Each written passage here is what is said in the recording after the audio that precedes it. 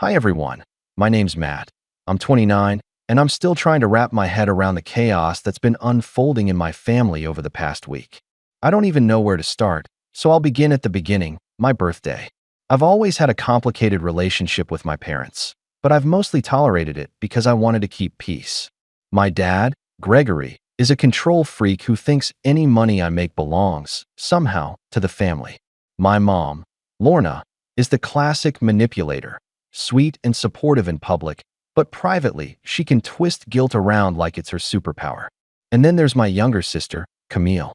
She's 26 and somehow convinced the entire family that she's entitled to anything she wants, usually by framing herself as the poor, struggling sibling. I had been saving up for years.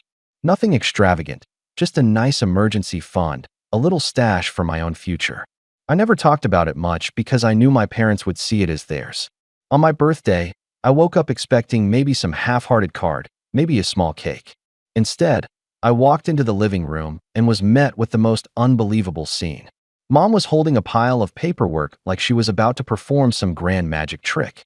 Dad was pacing in his usual frantic way, muttering about bills and responsibilities. And Camille?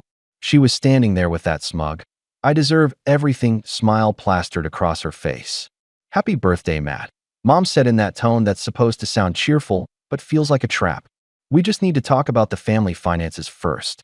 I blinked. "Family finances?" "Yes," Dad jumped in, voice sharp. "You've been hoarding money while the rest of the family struggles. It's not fair." I froze. I didn't even know how to respond because I knew exactly where this was going. Mom stepped closer, papers in hand. "And specifically, Camille needs $10,000 for her new apartment. You owe it to her. It's only fair. We can use your savings."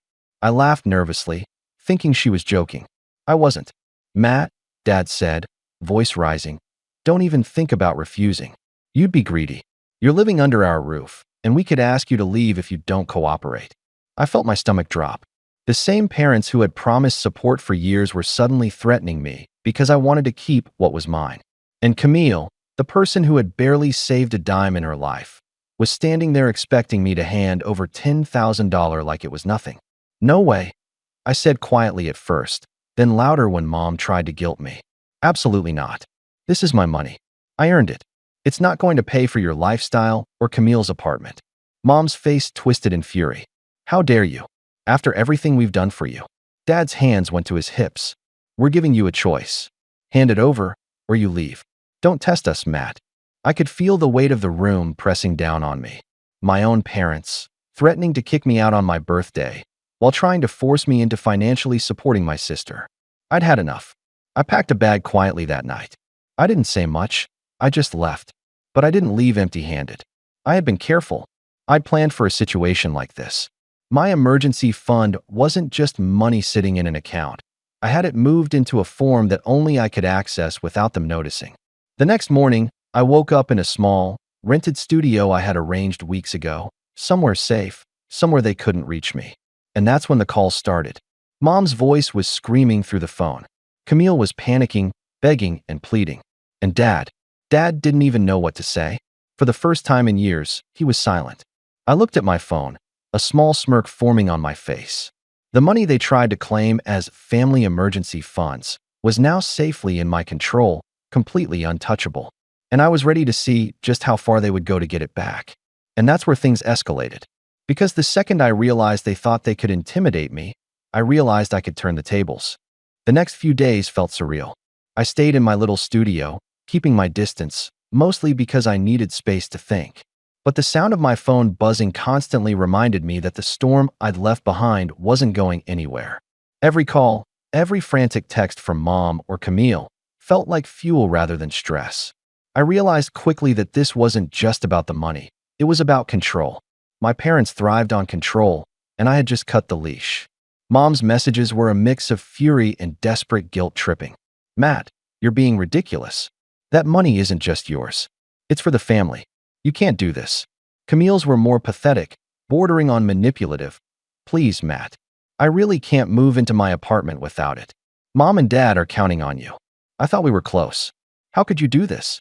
Dad, on the other hand, was silent mostly, but when he did speak, it was through clipped, pointed texts. Matt, consider this your final warning. Leave the money, or you leave our home permanently. We won't negotiate." The audacity was staggering. They were trying to frame me as the villain, the greedy one, while I was sitting there, safe and calm, holding what was mine. And Camille, she actually had the nerve to act like her need was somehow urgent, as if I had been holding out for selfish reasons. I realized something important that morning. I wasn't just angry. I was finally thinking clearly. For the first time, I could see the patterns, how my parents and sister had always treated me like a bank account, a problem solver for every inconvenience in their lives, and how they thrived when I complied. And now, by saying no, I had taken the first step out of the cycle. I started planning. I wasn't going to just sit here and let them scream themselves hoarse. I wanted them to understand, in a way they could feel, exactly what it was like when their control was stripped away. First, I set up a small system to monitor my accounts and transfers without giving them a trace. I wasn't being reckless. I knew how quickly they could react if they got even a hint of what I had done. I had moved the money into a secure investment account, one they couldn't access, one that required my personal credentials and nothing else. The feeling of security mixed with empowerment was intoxicating. But while I was securing my finances, I knew I needed a way to escalate without showing all my cards at once. So I started with the small stuff, little reminders to Mom and Camille that I wasn't intimidated. I sent Mom a text that said nothing threatening, just simple, "I'm safe. The money is untouched, as planned." She replied almost immediately, all caps, which was nothing new. "Untreated disrespect. You're making a mistake. You think you can escape responsibility." Camille followed up with a tearful voicemail. I didn't answer. She left another the next day, full of pleading and tiny hints at guilt. By day 3, Dad showed up. Not at my studio, thankfully, but at the place I had been renting out for temporary storage. He was practically vibrating with anger, pacing around the small parking lot, muttering to himself. I didn't approach him. I watched from a distance. He was clearly trying to figure out how to get at me without making a scene. Classic Dad. But the look on his face, that moment where control slipped entirely out of his grasp, was almost satisfying. He had been the one to dictate rules for my entire life. And now, suddenly, he had none over me. That's when it occurred to me how desperate things were getting. The texts and calls weren't enough. They were considering something bigger. Mom had mentioned hiring a financial advisor to recover the money. Camille had started implying legal action, and Dad was just spiraling, unable to reconcile the fact that I hadn't begged or caved. So I decided to push the situation just a little further. I needed them to see the consequences of their entitlement. Not to humiliate them yet, not to make it public, at least, not until the perfect moment, but to create the tension that would eventually make them crack entirely. I started small. I called Camille's apartment complex and, under the guise of being her new roommate, purely hypothetical at this stage, asked a few basic questions about move-in procedures. I didn't commit to anything. I just wanted to plant the seed. I was aware of her plan, and I was fully capable of interfering if necessary. Meanwhile, I quietly informed my bank that I might be contacted by family members. Not that I was scared. I knew they couldn't touch a cent, but it was a small, protective move that gave me leverage. I realized at that moment how thoroughly I had underestimated my own ability to control this situation. The strangest part? Even with all this tension, I felt calm. The tables had turned. The parents who spent decades controlling every aspect of my life were now squirming. They were trying every angle, and each attempt only reinforced my position. Then came the call that really made me sit up. It was Camille, panicked, breathless. "Matt, Mom just found out something," she's screaming. I think Dad doesn't even know what to do." I leaned back in my chair, letting the words sink in. That's when I realized they had no idea what I had actually done. They had assumed I was just hoarding money or had hidden it in a simple savings account. They had no clue that I had moved it into a completely separate structure, untouchable, and that I had a clear path to leverage it strategically. I smiled. For the first time in years, I felt untouchable. My parents' entire empire of intimidation and manipulation had met its match. And the best part? They didn't even know it yet. I knew it wouldn't last forever. At some point, they would discover the full extent of what I had done. And when that moment came, well, that was going to be beautiful. But I wasn't ready to show them everything yet. Not until I had the perfect setup. until I had them squirming completely, until I could enjoy every flustered call, every panicked message, every desperate attempt to get me to back down. I spent the next week in a curious quiet, the kind where the world goes on. People at work, my neighbors walking dogs, shops opening, but every small sound felt amplified because I was waiting for the next blow. I didn't want a dramatic public showdown. I wanted control, and control, oddly, takes patience. Revenge doesn't have to be loud to hurt. Sometimes it is surgical and silent, and that's how I planned to play this. My first move was boring but necessary. I audited everything I could. Old bank statements, obscure invoices, receipts from years ago that I'd long forgotten. It was like excavating someone else's life.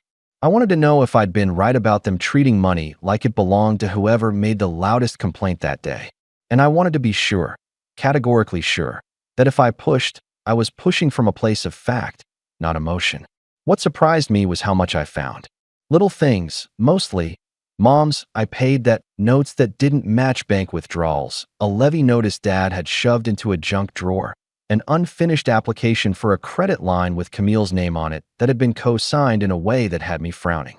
None of it was cinematic fraud. It was everyday carelessness and entitlement. Bills they'd left to grow, promises made to friends that turned into IOUs, and a draft lease for Camille's dream flat that required a deposit she clearly had not saved for. It wasn't criminal necessarily, but it was a paper trail that painted a picture of how they operated. Demand, expect, and then lean on whoever was left standing. That pattern gave me an idea. If you can't outscream someone at the dinner table, you can make them face consequences in places they care about: their reputation, their finances, their pride. I didn't want to humiliate them publicly right away. I wanted to hold the threat like a cultivated blade, to make them bleed slowly. I wanted leverage. So I did something that felt foreign to me. I hired help. Not a dramatic PI with sunglasses and a fedora, but a quiet, competent financial investigator recommended by a friend from work. His name was Tomas. He was mid-40s, calm, with the air of someone who had seen families implode before and decided early on he would be the person who documented it professionally instead of taking sides emotionally. He offered me one of those looks people give when they realize you finally stopped begging and started planning. "You don't want fireworks," he said the first time we met, in the cafe near my studio. "You want a slow, undeniable collapse. Papers, dates, receipts. We make them look in the mirror and not like what they see." I told him everything, leaving no detail out. The money I had moved, the threats, the voicemail from Camille, the way Dad had pounded his fist and called me greedy. He sat quietly, taking notes, never judging. For someone who'd spent a life tiptoeing around my family's temper, it felt oddly cathartic to hand the narrative to someone who could sharpen it into evidence. The cost for Tomas wasn't trivial, but it wasn't reckless either. I used a sliver of the money they thought they'd confiscated to cover him. It felt deliciously ironic. I had watched them treat my savings like it was a communal kitty. Now I was spending some of that money on something they couldn't access: the truth. That thought kept me awake for an entire night. Not worry, not even giddy triumph, but a steady burn of righteousness. Tomas found more than I expected. Small things that connected to the bigger picture. Invoices for an expensive home improvement project Dad had told everyone was on hold, paid in cash. A private loan document where Mom had signed as guarantor for a friend, and the loan had been rolling interest for years. Camille's savings account showing only token deposits, while a second, hidden account had been receiving a series of unusual transfers from an unknown source. None of it screamed criminality, but stacked together it implied a family that spun debts and favors and expected others to absorb the consequences. Armed with that, Tomas recommended a strategy: not to sue yet, not to make a single social post. Instead, 3 calibrated moves. First, a formal letter from a lawyer, Tomas's contact, a firm but not threatening demand that established I had access to my funds, that any attempt to coerce me to surrender them would be documented, and that I reserved all legal rights. The goal wasn't to threaten legal action, yet, but to put them on notice and make them feel the chill of bureaucracy. The second was to start quietly informing key people in their orbit, the few family friends who mattered, a neighbor who handled the holiday hosting for them, and any mutual acquaintances who were routinely looped into family corrections. Not to shame them publicly, but to seed the idea that this was no longer a private child-parent spat. It was a situation that involved evidence and professional oversight. The third was the slowest. Build an airtight dossier so that when and if I wanted to broadcast, truthfully, their behavior, I could do so without being undermined by cries of fabrication. I remember how my hands shook when I clicked send on the first payment to Tomas. It was the money I had pledged to my future, squirreled away for complacent dreams like a down payment or a long trip I never took. Now, for the first time, that money felt like agency.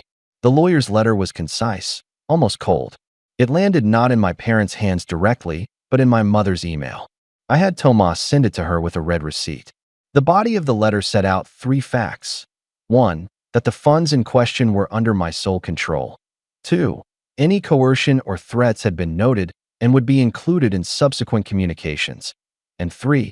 I was willing to discuss a reasonable family loan, structured with documented repayment terms, should the family wish to pursue that path. No accusations. No grandstanding. Just a line drawn and a tone established. Mom replied within an hour. The reply was long, full of the same manipulative tones she had always used. Wounded, pleading, we did so much. But the read receipt showed me she had opened it. Bestseller guilt. Camille texted me a flurry of caps and emojis I didn't reply to. Dad's response, when it finally came, was short. We need to talk. Now. I didn't go. Not immediately. I wanted them to come to me, to feel the inconvenience of defeat. Instead, I sent Dad a single message. If you want to talk, bring proof of your claims. Not yelling. Proof. The reaction was catastrophic for them. Once the letter was on the table, things accelerated, but in a way I hadn't anticipated. That afternoon, I started getting indirect messages from people I hadn't expected. An aunt I hadn't heard from in 3 years sent me a careful text. Matt, I heard there are issues. I don't want family torn up, but maybe there's more to this. A neighbor called to ask if everything was all right because they'd heard raised voices through the wall the night before.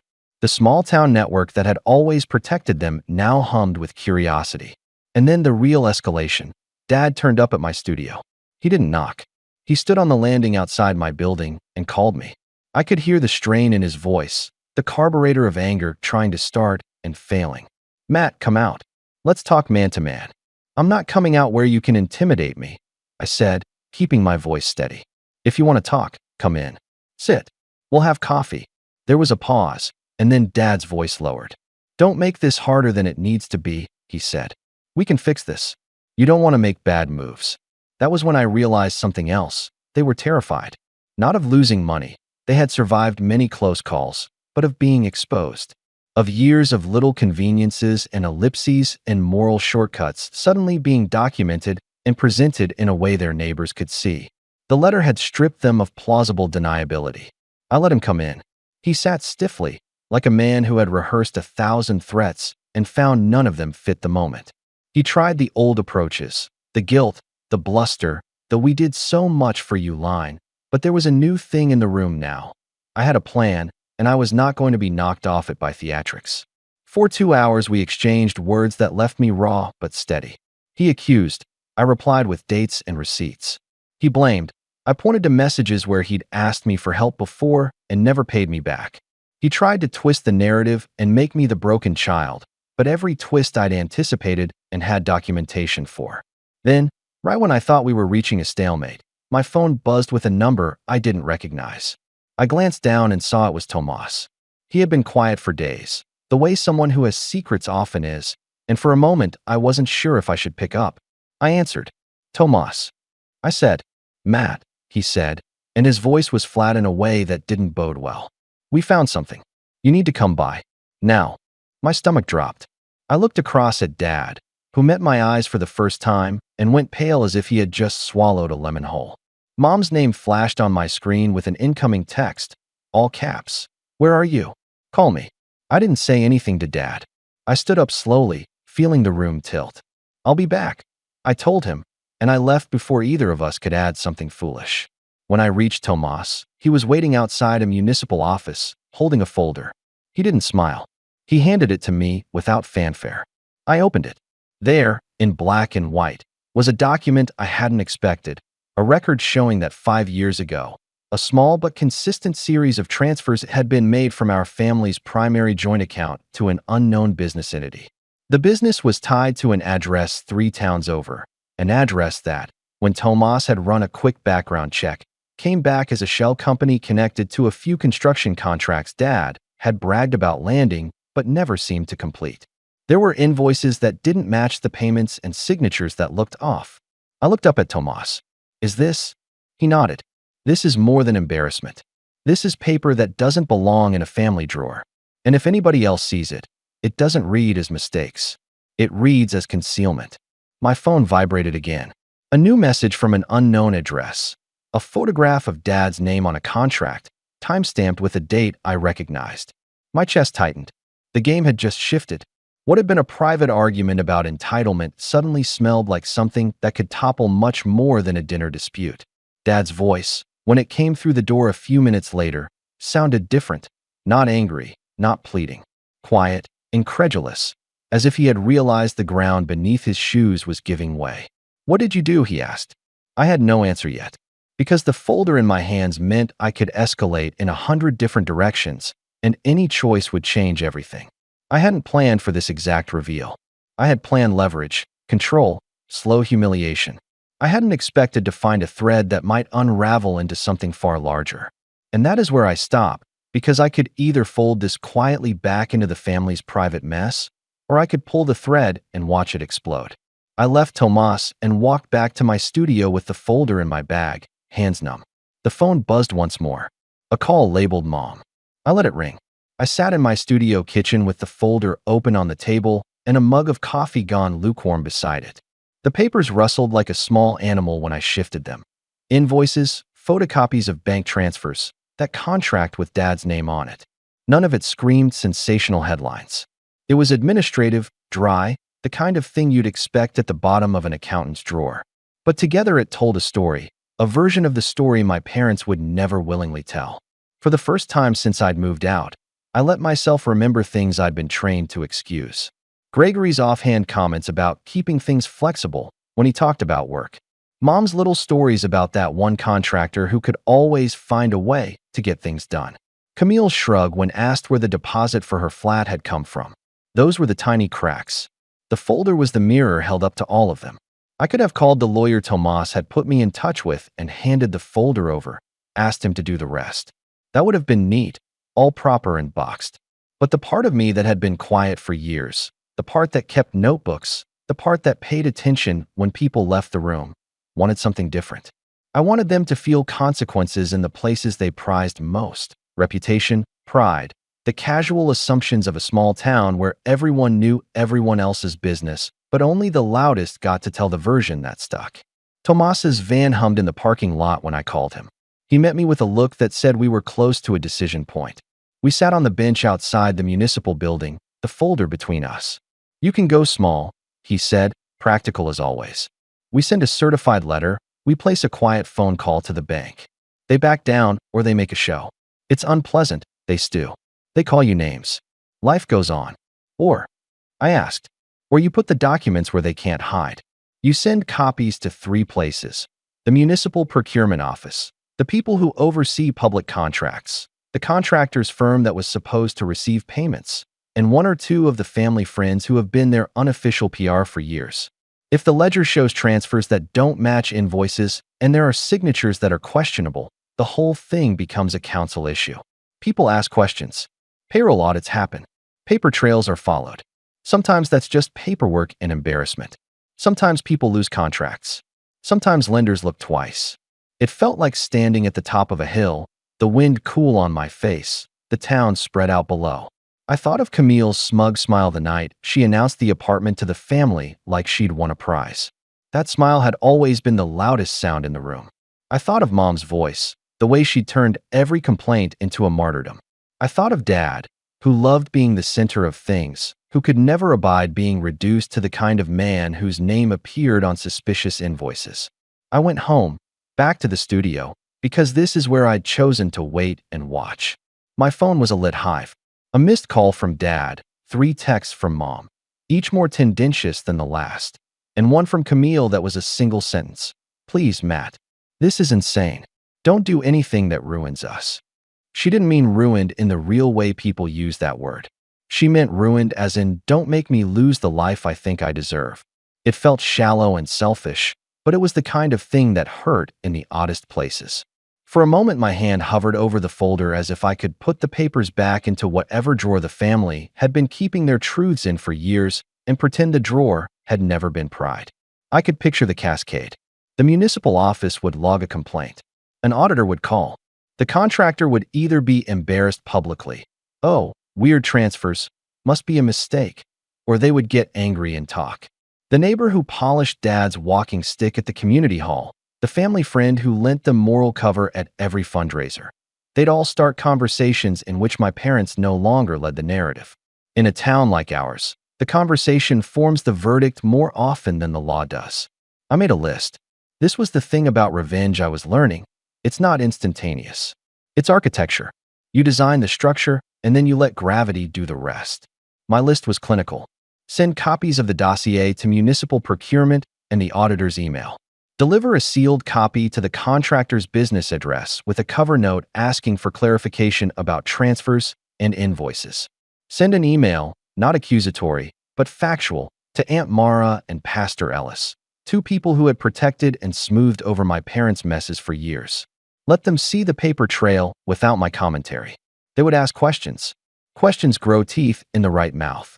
Keep one copy secure and one with Tomas in escrow, so nothing could be tampered with. I hesitated on the last entry longer than I expected. I had always imagined myself as the kind of person who would pick up the phone and declare war. Turns out I was the kind of person who savored the process. The phone calls, the drafting of cover notes, the moment your name sits in the line of someone who can change your family's rhythm.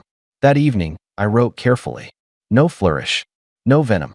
The note to municipal procurement read like a neutral citizen's concern about public money. The cover for the contractor was a request for clarification about invoice numbers and payment dates. The email to Aunt Mara was a softer communication. I need you to read these documents. I can't be the only one who notices these inconsistencies. If she replied with the reflexive protectionism she always had, that would be instructive in a way a lawyer never could. I scheduled the emails to send the next morning, not at once. Staggered. Let the rumor roll. Timing matters when you're trying to watch dominoes fall. I slept fitfully. Dreams were split between memories of childhood and sterile rooms filled with filing cabinets. When I woke, the phone immediately lit up. Dad's text, "Call me now." "Mom, you're making a mistake." "Camille." A string of voice notes that began with sobs and morphed into an angry pleading that made my stomach clench. I left the phone on the table and made coffee. Tomas called at 11. "All set?" he asked. "Not yet," I admitted. "I'm going to space them out. Let the inquiries land at different times." "Good," he said. "Also, think about your narrative. If anyone asks why you did this, be concise. You were protecting your assets from coercion and ensuring any family loan was formalized. You don't need to explain emotion. Facts will do the work." His voice was calm. The kind of calm that comes from knowing you've built scaffolding that will hold even when people panic. I like that notion. I like the feeling of scaffolding under my hands. At noon, the first email went out. The municipal procurement office's auto-reply was predictably polite. 30 minutes later, a reply from a human. "We received your documents. Someone from our office will be in touch." My chest tightened, but I felt steady. The second email, to the contractor, I sent at 2. The third, to Aunt Mara and Pastor Ellis, at 4. I did not send anything to the bank. I kept the ledger quiet. That could come later and would, if needed, hit harder. The reactions were not immediate fireworks. They were small tremors. Aunt Mara texted me that evening. "I'll call tomorrow. I need to look through this." Pastor Ellis sent a short message asking if the documents could wait until after Sunday. The contractor's response was immediate and oddly nervous. "Can we meet? These are serious." My phone buzzed then with a different number, Dad's old friend, Old Man Harrow, who managed the council's small charity fairs. He wanted to pop by to check on things. Something in his voice said he'd smelled smoke and was coming to see if something was burning. As the day waned, Mom called. I picked up. "Matt," she breathed on the other end, voice paper thin. "What did you do?" "I made a choice," I said. I could hear papers shuffling at her place. the frantic tone she used when building a narrative on the fly. I protected my money and I asked a few people to look at some records. That's all. You don't understand what you've done, she said, small now, no theatrical hurt, only a raw, exposed panic that sounded almost like fear. People will talk. They'll think. They'll think what's on the page, I said, and the line between us shifted. I didn't make this. I just made sure someone looked. She started to speak and then cut off as if someone had told her not to say more. The call ended with a single plea. Please, Matt, don't make this worse. I sat very still after I hung up. The house had gone silent. The town was a pattern of lights and closed curtains. In the drawer beside the kettle, I found an old key ring with a few of my childhood keys, the kind that no longer opened anything. I turned it in my hand and thought about doors that had been open to my parents for years, doors they used when it suited them and slammed when it did not. Then a new message came through, a photo from an unknown number. It was a screenshot of a bank notification, a small, routine debit, and beneath it, a message, assets under review. Please contact this number. The tone was clinical, automatic. I stared at it too long, then looked at Tomas's number. There was a pause in the buzzing of my phone that felt like the space between a held breath and an eventual exhale. I had set events in motion. I had asked others to look where I had found the seams. I had sent the paper trail into the hands of people whose questions could not be easily waved away. My finger hovered above the send button on the final email to the local newspaper's tip inbox. If I hit send, an editor would have a folder in their hands and a story could begin to write itself. If I didn't, I would be wielding a different kind of power, the one where you watch the consequences instead of starting the fire.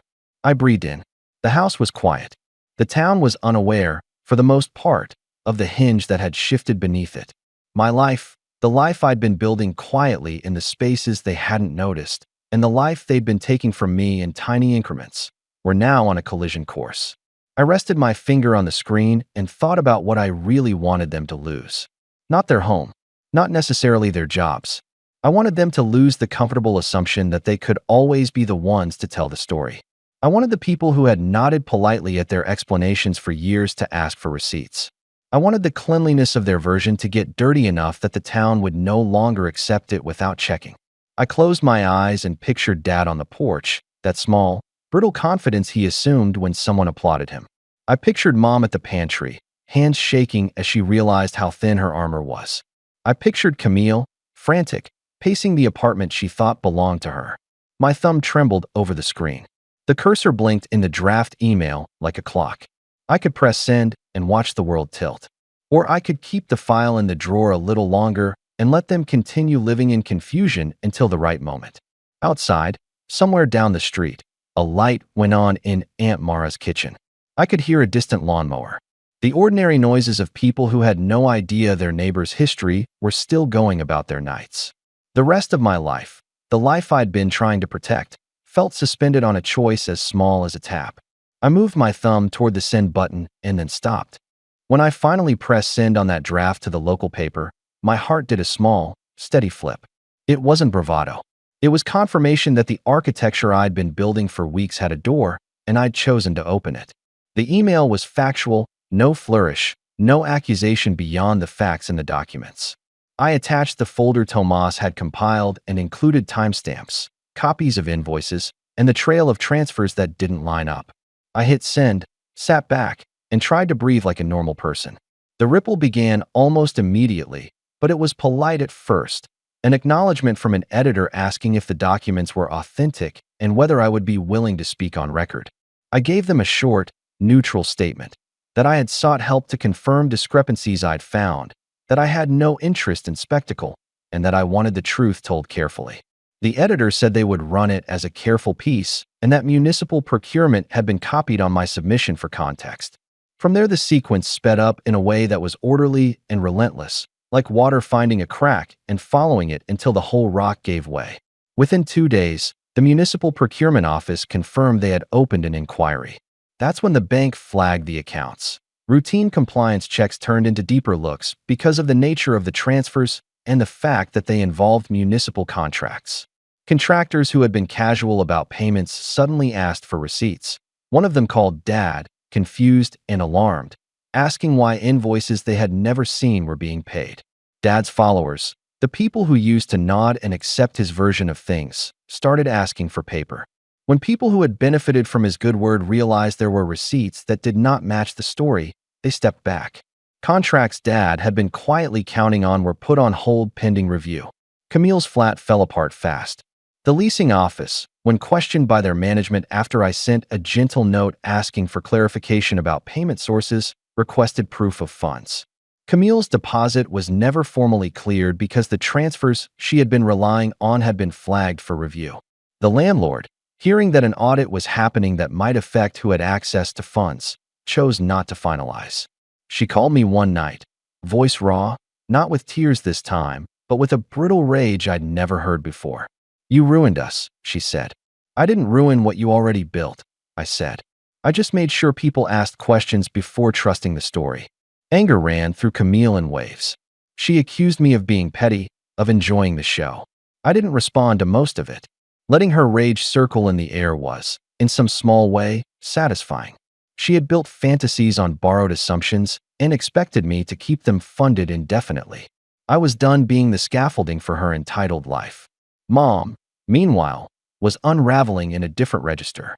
The way she had always manipulated conversation, a soft complaint here, a wounded sigh there, failed to work when the conversation shifted from family drama to civic oversight. When Aunt Mara and Pastor Ellis, those two I had copied, came back with cautious, cold questions, Mom's social armor cracked. Aunt Mara's first message was careful and private. "I don't want to believe this, but the records are there. We need to sort this."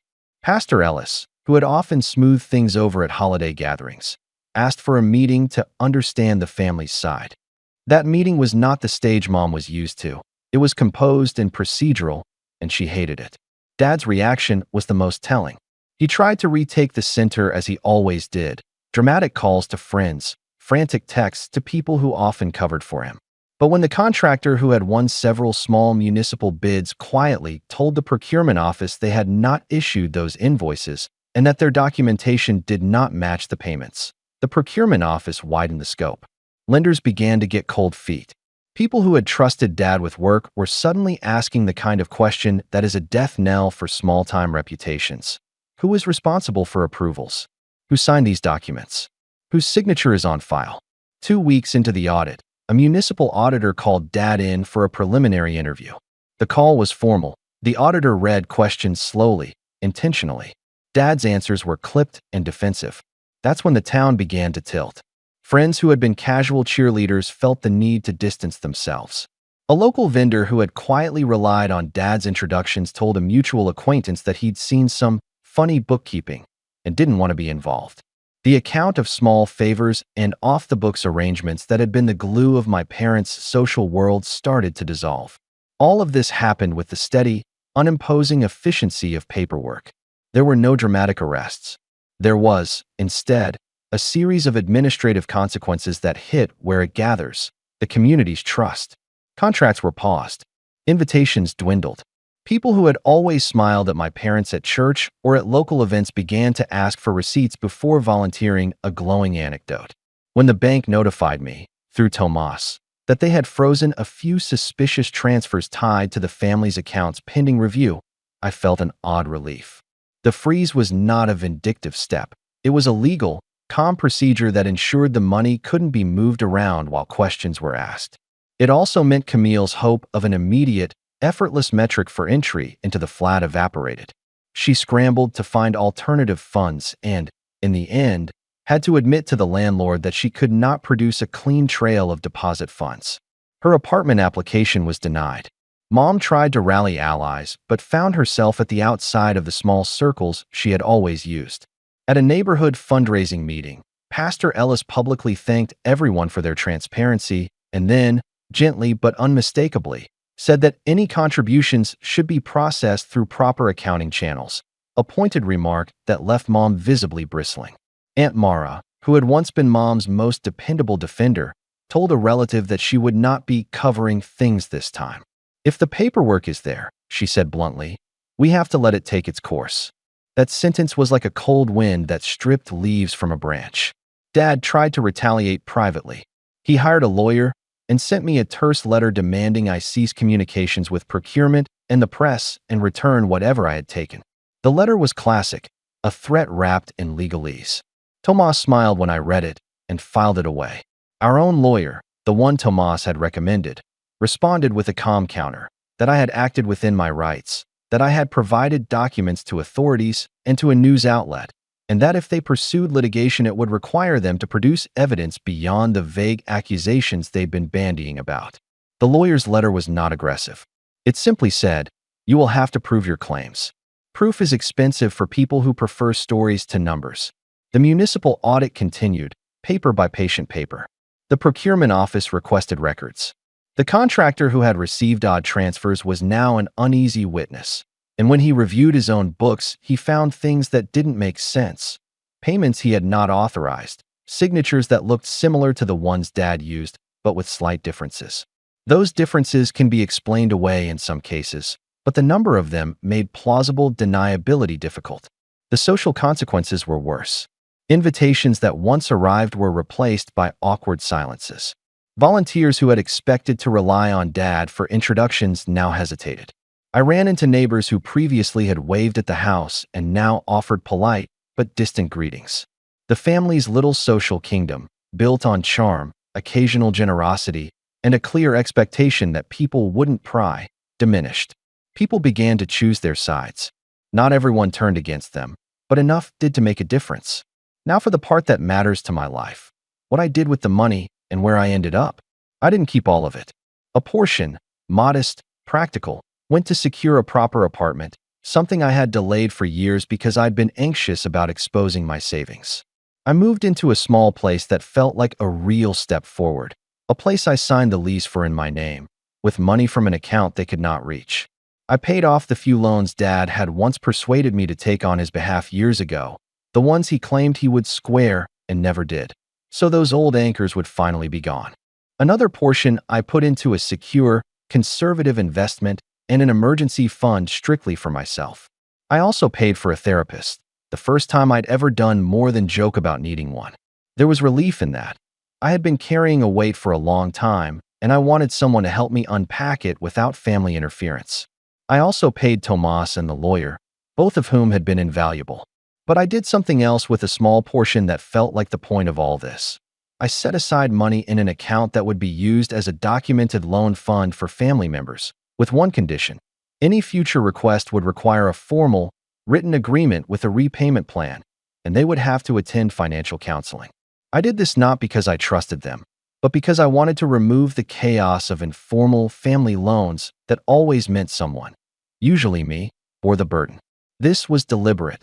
The fund existed, but only in a way that required accountability. When the audit concluded months later, the findings were mixed. There was no sensational criminal indictment. The threshold for that is high and requires proof of intent beyond sloppy paperwork. But there were significant reprimands and procedural changes. Dad lost a few municipal contracts he had been counting on. Several local suppliers made public statements about requiring more stringent checks. The council issued recommendations. It was not a dramatic legal downfall, but it was a social and financial correction that made the family stop relying on assumed trust. For Dad, the consequences were tangible. He faced a loss of income from paused contracts and a damaged reputation. He was angry, of course, but anger turned into a quieter, bitter resentment because there was nowhere to scream his grievances that mattered. People who once took his word now asked for documentation. He could not charm that away. Mom retreated into a kind of brittle defensiveness. She spent weeks calling family members, trying to repair the narrative, but the people who had been complicit in shielding them were, in many cases, unwilling to risk their own standing. She lost some of the leverage she had used to manipulate conversations. When I saw her once at a neighborhood market weeks later, she avoided my gaze. That stung, not because I wanted her forgiveness, but because it was an indication of how completely she had relied on assumed innocence. I did not want her forgiveness. I wanted accountability. Camille, who had expected the world to rearrange to suit her, learned a different lesson. She had to move back in with a friend temporarily and find a job that paid reliably rather than relying on borrowed assumptions. Her anger toward me burned hot for a while, but then she grew quieter. There was a point, several months later, where she asked to meet and we had a short conversation. She apologized in the most minimal, awkward way she could manage, not for expecting me to fund her life, but for the way she had treated me. I listened. I did not forgive, not because I wanted to punish her personally, but because forgiveness is not something I was willing to give as a means to restore the old dynamics.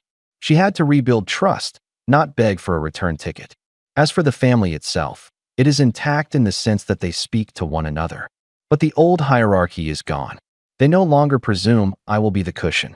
They find themselves explaining to neighbors and friends why there were transfers and what their financial practices were. That pressure is different from litigation. It's social accountability. It means fewer quiet favors and more receipts. People sometimes ask me if I regret it. The short answer is no. The long answer is more complicated. I lost a certain naive idea of family harmony. I also gained something I had needed for years: autonomy. I sleep better. I don't wake at night wondering which call will be the one that leaves me gasping for air. I have boundaries. I also watched, intentionally and without malice, as people who had long thrived on entitlement learned to be uncomfortable in the way they handled things. Legally, no one went to jail. Contracts were paused and in some cases rescinded. A few long-standing friendships and alliances eroded. The town's impression of my parents shifted from cheerful, helpful, to people who relied on convenience more than process. My standing in the community also shifted. Some were angry with me for exposing a family issue. Others were quietly relieved that someone had finally asked questions. There is now a line drawn. I will help if there is a written plan and a repayment schedule. That line has prevented more eroding of what I have been building for myself. I don't present myself as a hero. I am not a saint. I am a person who decided he'd had enough of being second to other people's assumptions. The money was a symptom, not the disease. The disease was entitlement and the expectation that I would always comply. I used legal means, social channels, and careful planning to change that dynamic. There is no trope of a great moral victory here, only a practical reset. Today, I live in an apartment with books that are mine and art that I picked out. I pay my bills on my schedule. I go to therapy and talk about the patterns that used to keep me compliant. I still speak to Dad sometimes, in short, necessary exchanges. Mom and I have a few mediated conversations about logistics. They are blunt and not emotional. Camille and I are in contact, but guarded. I have not forgiven them in any ceremonious sense. Forgiveness implies a restoration of trust and dynamics I no longer want. Instead, I have created rules, boundaries, and documented processes. Their situation is stable in the mundane ways. They have a house, routines, people around them, but it is not the same. The ease with which they use to operate is gone. That discomfort has consequences. It forces them, if they want to keep trust, to act differently. Whether they will do so sincerely or simply adapt to the new expectations is up to them. I don't assume their transformation will be moral. I only hope it will be practical. There was one small moment that sticks with me. A neighbor, someone who had never been close to us, sent a private message after the dust settled to say, "Thanks for making us all check the receipts for once." It was not a compliment meant to elevate me. It was an observation that a system that tolerates assumptions is unfair to quieter people who don't have the vocal defense of entitlement. I kept that message. In the end, the family is still family, just less entitled and more accountable. I am safe. I have my life. I did not forgive them because I do not want to restore the old dynamic where my boundaries were negotiable. They lost the cover that allowed them to rely on assumptions, and that loss has forced them to face their own choices in front of other people. That, more than anything else, is the revenge I chose. Not to humiliate them publicly for the sake of spectacle, but to change the environment so that the pattern that created this problem could not simply repeat itself. So that's what happened, and that is where we are now. I'm not celebrating. I'm not vindictive for the sake of cruelty. I'm steady. The family's reputation is diminished enough that invitations are rarer, contracts are more guarded, and the comfortable assumption that someone will always step in for them is gone. I have my boundaries, my home, and the quiet knowledge that I no longer finance other people's entitlement. If you want more about a particular scene, like the municipal meeting where people openly questioned Dad, or the first time I saw Mom refuse to meet my eyes, I can write those out in painful detail. But as for the broad sweep, I made a choice, The town responded with the slow machinery of paperwork and social correction, and my family had to face consequences. I kept my money that I had earned, used some of it to secure a life for myself, and set conditions so that if I ever help again, it will be documented and paid back. They are villains in the sense that they behaved entitled for years and expected no accounting. I exposed that pattern. The fallout was social and financial. I am not happy they suffered. I am relieved that the dynamic that allowed them to treat me like a bank has ended. I am not forgiving them because forgiveness would mean returning to the old arrangement. I'm done with that. Thanks for watching. Share your thoughts in the comments.